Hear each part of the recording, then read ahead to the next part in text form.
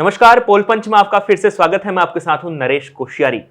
महाराष्ट्र में इस वक्त जो पॉलिटिकल वहां पर लगातार चर्चा है वो काफी उस पॉलिटिकल उथल पुथल लगातार जारी है, क्योंकि महाविकास अघाड़ी और एनडीए का जो गठबंधन वहां पर महायुति गठबंधन है उस पर लगातार ऐसी ऐसी खबरें आ रही हैं कि वहां पर समीकरण जो है वो कुछ ठीक नहीं है। खास तौर पर महाविकास अघाड़ी की बात करें तो शिवसेना, उद्धव वाली शिवसेना और कांग्रेस के बीच में क्या चल रहा है सीटों को लेकर, कौन ज्यादा सीटों पर चुनाव लड़ेगा, कौन कहां से किसे सीट चाहिए, इसे लेकर बहुत खबरें आ रही हैं और उसे लेकर ही आज हम चर्चा करने वाले हैं। मेरे साथ हैं अरुण चौबे सर, संपादक हैं इंडिया.com के। तो सर, सबसे बड़ी खबर तो ये महाराष्ट्र से हमें लगातार सुनने को आ रही है कि महाविकास अघाड़ी यानी उद्धव ठाकरे की जो शिवसेना है और कांग्रेस जो है उसके बीच में कुछ ठीक नहीं है मामला। धन्यवाद नरेश। महाराष्ट्र की राजनीति की बात करें हम लोग तो देखा जाए तो वहाँ पर 48 लोकसभा सीट्स हैं और उत्तर प्रदेश के बाद जो है दूसरे नंबर का राज्य है जिसमें इतनी ज़्यादा लोकसभा सीट्स हैं। थोड़ा सा उसकी पृष्ठभूमि को लेकर हम लोग बात करें तो पिछले लोकसभा चुनाव में बीजेपी और शिवसेना एक साथ में लड़ी थी और उधर कांग्रेस और एनसीपी, शरद पवार की कांग्रेस, एनसीपी दोनों एक साथ में लड़ी थी। तो वहाँ हुआ ये था कि इन लोगों में क्लियर कट डिवीजन था। जैसे बीजेपी जो है 25 सीट पे लड़ी और 23 सीट पे शिवसेना, बीजेपी 23 सीट जीती, 18 सीट शिवसेना जीती। उसी तरह से वो पार्टीज में भी जो है, और बीजेपी के लिए मैं इंटरेस्टिंग बता दूं कि 28% वोट बैंक भी मिला उनको, शिवसेना को 24% मिला। तो क्लियर कट एक तरह से बीजेपी को जो एज था, लेकिन डिफरेंस इस बार का समीकरण बिल्कुल अलग है। इस बार का शिवसेना के 2 हिस्से हो चुके हैं, एनसीपी के 2 हिस्से हो चुके हैं। ऐसे में तो मुश्किल तो रहेगी सर, किसके लिए रहेगी? मैं वही उसी पे फिर लौट रहा हूँ कि पृष्ठभूमि की बात को आगे बढ़ाते हुए कि वहां पर महाराष्ट्र में टसल इसलिए हो रहा है कि जो वहां पर जो डिवीजन हुए हैं पार्टीज में, शिवसेना 2 धड़ों में बट गई, एनसीपी 2 धड़ों में बट गई है। तो इस तरीके से कांग्रेस जो परंपरागत वहाँ की जो पार्टी है, कांग्रेस है, एनसीपी है अपोजिशन में, उनके साथ में जो दूसरी विचारधारा की पार्टी उद्धव ठाकरे आ गए हैं। और बीजेपी के लिए जो है उतना नुकसान नहीं है क्योंकि उनके साथ एकनाथ शिंदे जो उद्धव ठाकरे से टूट के आए हैं वो आ गए हैं। और साथ ही में इनके साथ में बीजेपी के साथ में कुछ क्षेत्रीय दल हैं। अजीत पवार आ गए हैं, सबसे बड़ी बात तो अजीत पवार जो है शरद पवार की जो है एनसीपी को तोड़ के आ गए हैं और उसको जो है इलेक्शन कमीशन ने रियल एनसीपी के रूप में रिकॉग्नाइज भी कर लिया है।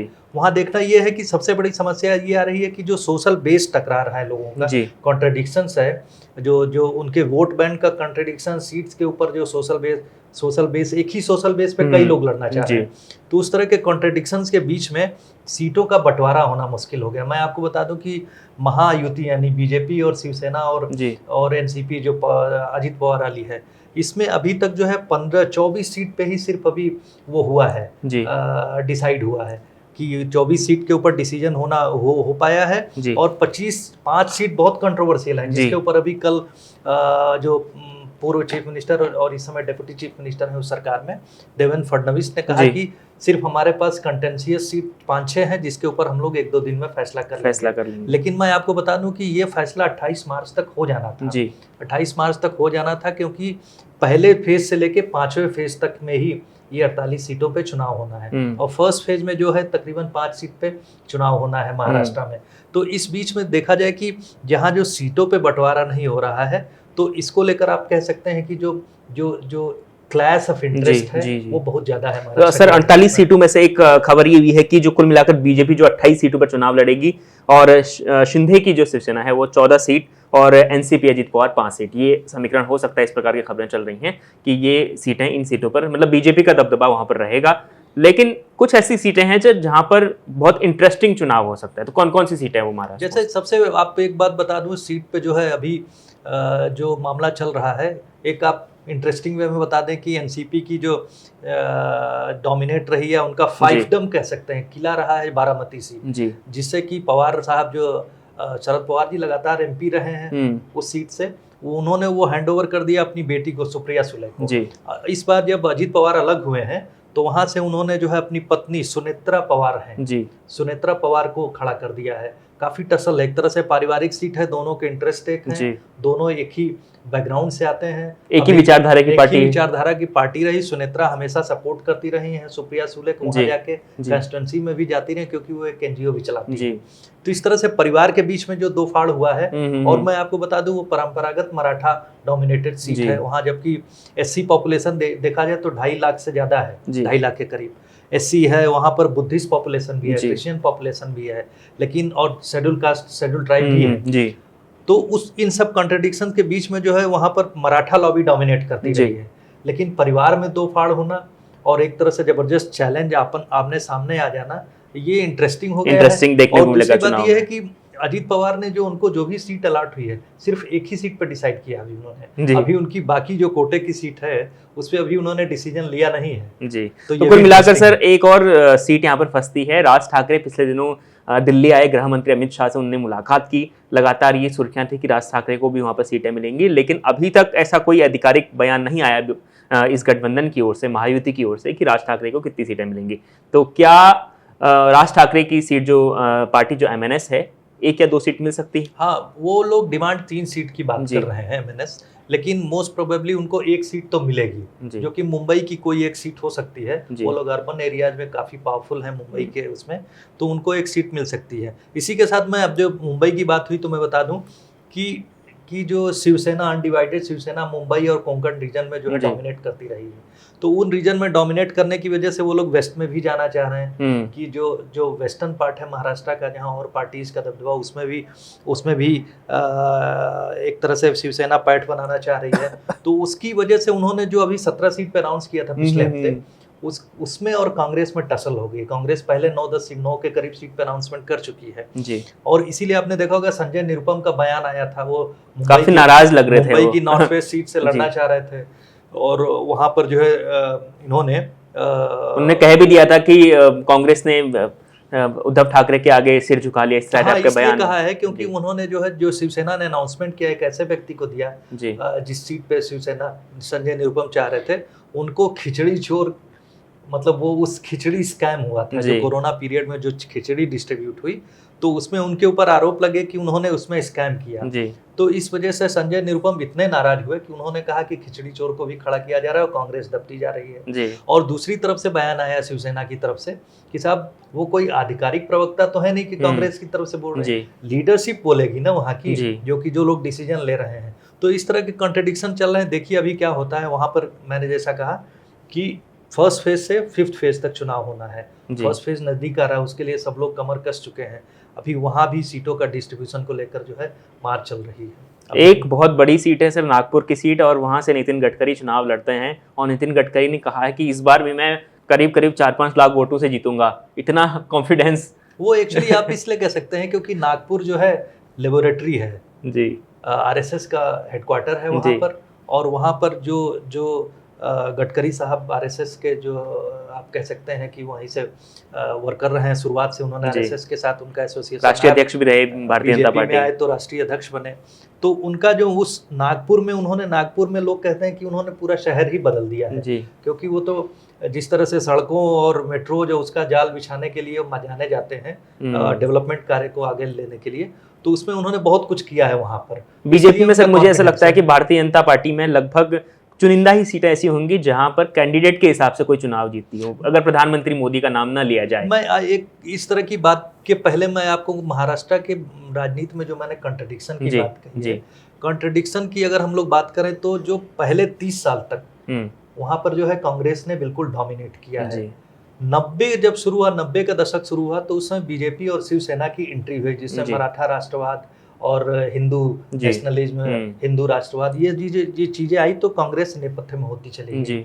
उसके बाद से हिंदू नेशनलिज्म और मराठा नेशनलिज्म जो है, ये दोनों चीजें उभरती चली गई। मराठा मानुस की जो बात होने लगी, उसमें जो है उसके साथ में जो है बीजेपी के साथ में प्लस प्रधानमंत्री मोदी की लोकप्रियता, उसने एक एडेड जो है उसमें इनपुट दिया है, जिसकी वजह से जो है एक बीजेपी की जो है एज हो गई है, और बाकी जो पार्टनर्स हैं उनके साथ में वो जो है कहते हैं ना कि ऊपर आगे आके जो है नेगोशिएट करना, उस पोजीशन है, बार्गेनिंग पोजीशन में आ गई है। और तीसरी मैं बात बताऊं कि वहां पर एक और फैक्शन है जो हम लोग शुरू में बात कर रहे थे कि महाअघाड़ी और महायुति में जो फ्रैक्शन चल रहे हैं, फैक्शनलिज्म हो गया है। महायुति में तो दूसरा मामला है, लेकिन महाअघाड़ी में एक और फैक्शन जो दलित वोट बैंक को लेकर प्रकाश अंबेडकर उनकी भी एक पार्टी है जिसको जो है वंचित बहुजन अघाड़ी पार्टी, तो VBS कहते हैं उसको।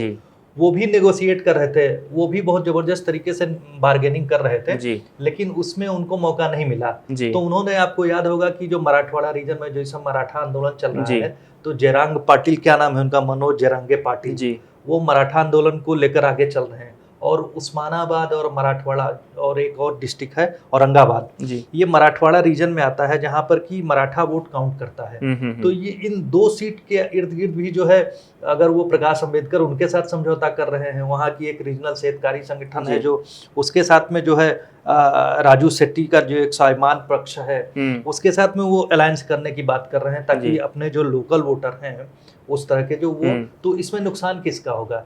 इसमें नुकसान हो रहा है महाविकास अघाड़ी का, क्योंकि वो जो है उन्हीं के आपस के ही वोट कट रहे हैं, जिसमें जो है महायुति फिलहाल स्ट्रांग होती जा रही है। अगर वो लोग अपनी जो फिलहाल की 5-6 सीट अगर कंटेंशियस सीट्स हैं उसके ऊपर, क्योंकि उसमें सर एक मुझे सबसे बड़ी बात ये लगती है कि भारतीय जनता पार्टी सबसे बड़ी पार्टी के तौर पर वहां पर है, तो भारतीय जनता पार्टी के हिसाब से केंद्र में बीजेपी है, और इस वजह से भी इसका भी बहुत असर पड़ता है सर राज्य में। देखिए, कोई भी सरकार है, अगर वहाँ पर केंद्र सरकार के साथ में राज्य सरकार का भी वहीं उसी पार्टी की हो जाती है, तो जिसकी आजकल बात चलती है डबल इंजन वाली सरकार, तो डबल इंजन सरकार का फायदा तो मिलता ही है।